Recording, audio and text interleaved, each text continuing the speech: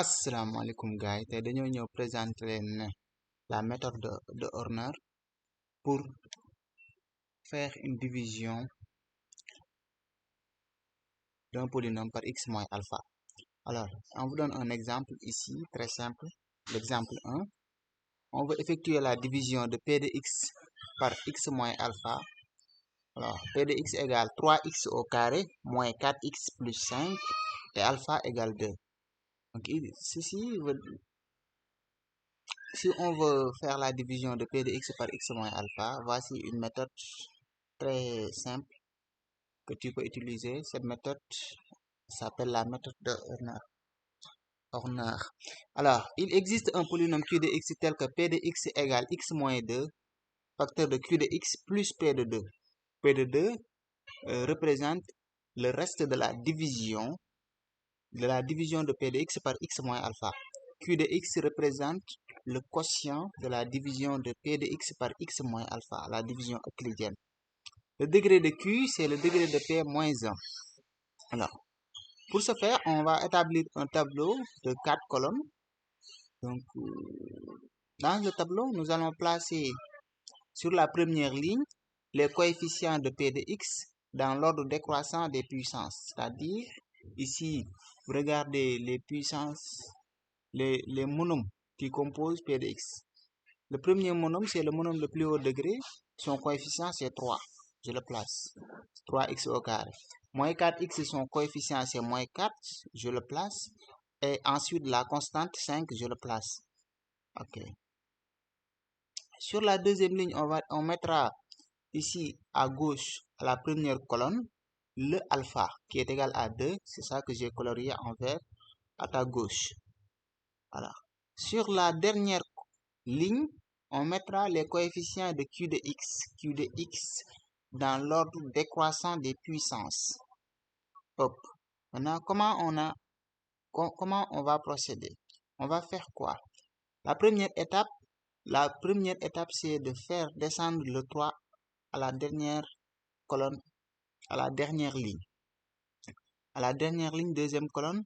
Donc, le 3 là, c'est ça que j'ai fait descendre ici. Ensuite, je fais multiplier le 3 par le 2, par alpha. 2 fois 3, c'est ça qui a donné 6. Donc, c'est le 6 là que vous avez ici, 2 fois 3. Ensuite, je fais la somme entre colonnes, entre les nombres qui sont dans la même colonne.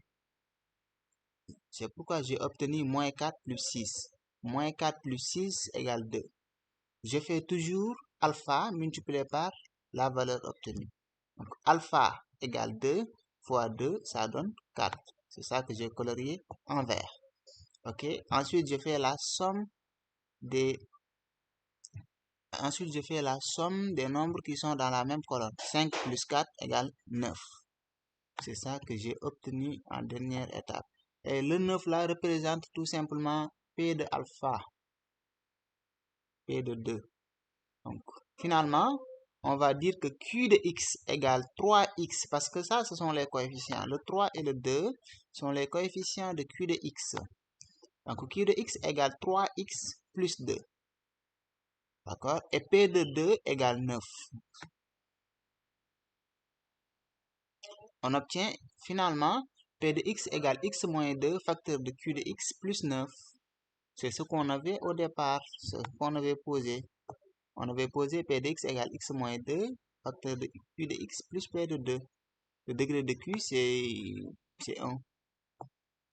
Ici, le degré de Q, c'est 1. Pourquoi on a obtenu Q de x égale 3x plus 2. OK?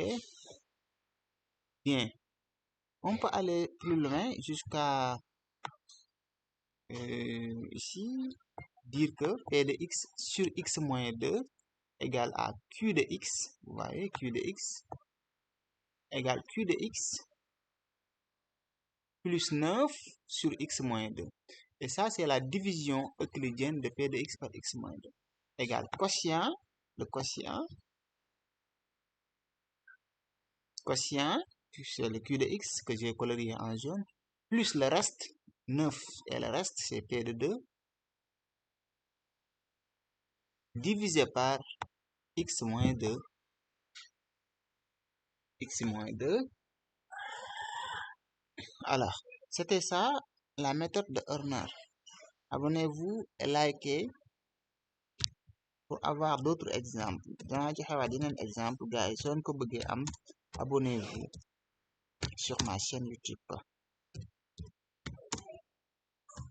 Sur votre chaîne, cette chaîne est pour vous, les élèves de la première, les élèves de la terminale, les élèves de la seconde. Alors, abonnez-vous et likez. À bientôt, c'était Mouchek Fall qui vous présentait cette vidéo.